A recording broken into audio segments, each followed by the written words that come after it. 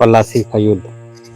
भारत में अंग्रेजी साम्राज्य की स्थापना 1757 ईस्वी में मानी जाती है, क्योंकि इसी वर्ष क्लाइव ने बंगाल के नवाब को प्लासी के मैदान में धोखे से पराजित करके ईस्ट इंडिया कंपनी को एक राजनीतिक ताकत के रूप में स्थापित किया।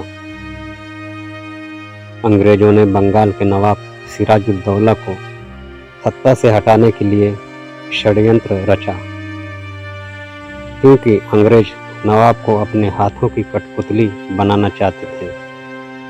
इसके लिए अंग्रेजों ने नवाब के सेनापति मीर जाफर को बंगाल का नवाब बनाने का लालच देकर अपनी ओर मिला लिया। अंग्रेजों ने अमी चंद तथा जगत सेठ जैसे दरबारी अमीरों को पहले ही अपनी ओर कर लिया था।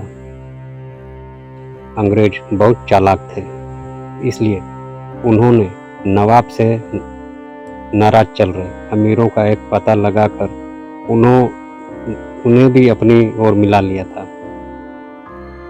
इसी कारण प्लासी के मैदान में नवाब सिराजुद्दौला की सेना पूर्ण निष्ठा के साथ नहीं लड़ी। अंग्रेजों और सिराजुद्दौला के बीच संबंधों में तनाव चल रहा था। इसके लिए कई कारण थे, जिनमें प्रमुख थे बंगाल का नवाब बनने पर अंग्रेजों ने सिराजुद्दौला को कोई उपहार नहीं भेजा था। अंग्रेज नवाब के विद्रोहियों को सहायता व शरण देते थे। नवाब ने अंग्रेजों के व्यापार पर काफ़ी कठोर प्रतिबंध लगा दिए। इस समय अंग्रेजों और फ्रांसीसियों ने कलकत्ते तथा कासिम बाजार की किलेबंदी प्रारंभ कर दी। सिराजुद्दौला ने इसका विरोध किया। फ्रांसीसी तो नवाब के आदेश को मान लिए, परंतु अंग्रेजों ने उसकी परवाह न करते हुए किलेबंदी जारी रखी, जिससे नवाब नाराज हो गए। अंग्रेजों द्वारा किलेबंदी से क्रुद्ध होकर नवाब ने कासिम बाजार व कलकत्ते में अपनी सेना भेजकर विजय प्राप्त की। अनेक अंग्रेजों को बंदी भी बना लिया गया। नवाब ने अनेक अंग्रेजों को एक तंग कोठरी में बंद करा दिया। फलतः अनेक अंग्रेजों की मृत्यु होगी। यह घटना इतिहास में काल कोठरी के नाम से प्रसिद्ध है। क्लाइव ने शीघ्र ही नवाब के विरुद्ध षड्यंत्र की योजना तैयार कर ली, किंतु मूर्ख नवाब अंग्रेजों की कूटनीतिक चालों को समझने में पूर्णतया असमर्थ रहा।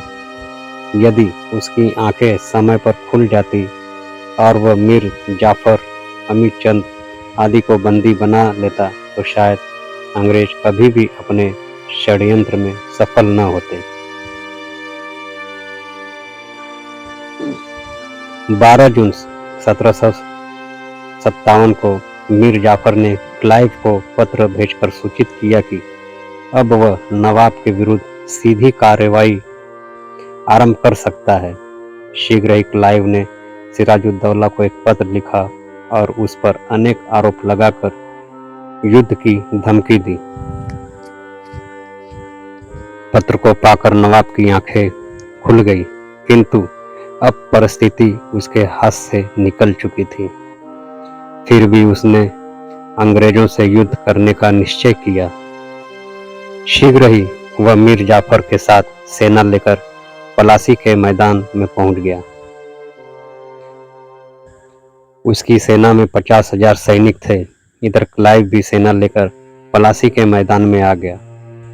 पहले तो क्लाइव नवाब की विशाल सेना देखकर भयभीत हो गया, किंतु सेना में अपने सहयोगी मीर जाफर को देखकर उसे संतोष प्राप्त हुआ। मीर जाफर द्वारा संकेत मिलते ही क्लाइव ने नवाब की सेना पर आक्रमण कर दिया। 23 जून 1757 को प्लासी का युद्ध आरंभ हुआ। नवाब की सेना ने बड़ी वीरता और साहस के साथ युद्ध किया, किंतु अंत में वह पराजित हुए। मीर जाफर चुपचाप नवाब की पराजय को देखता रहा। उसने युद्ध में भाग नहीं लिया। अब नवाब को उसकी गद्दारी का पता चला। उसने अपने प्राणों की रक्षा के लिए युद्ध भूमि में भागने का प्रयत्न किया, किंतु बंदी बनाकर मीर जाफर के पुत्र मीरन द्वारा मार डाला गया। इस प्रकार विश्वासघात और धूर्तता के साथ लड़ा गया पलासी का ऐतिहासिक युद्ध समाप्त हो गया। साथियों, अंग्रेजों का चाल कामयाब हुआ और इस तरह वो भारत में शासन की शुरुआत हुई। भारतीय इतिहास में पलासी के युद्ध का ऐतिहासिक महत्व है। इस युद्ध के कारण अंग्रेज भारत में अपना शासन स्थापित करने में सफल हो सके। पलासी की सफलता और बंगाल की विजय ने अंग्रेजों द्वारा कालांतर में उत्तर भारत की विजय के प्रयासों को सफल बनाया। पलासी ने अंग्रेजों की शक्ति और साधनों में व्यापक वृद्धि कर दी।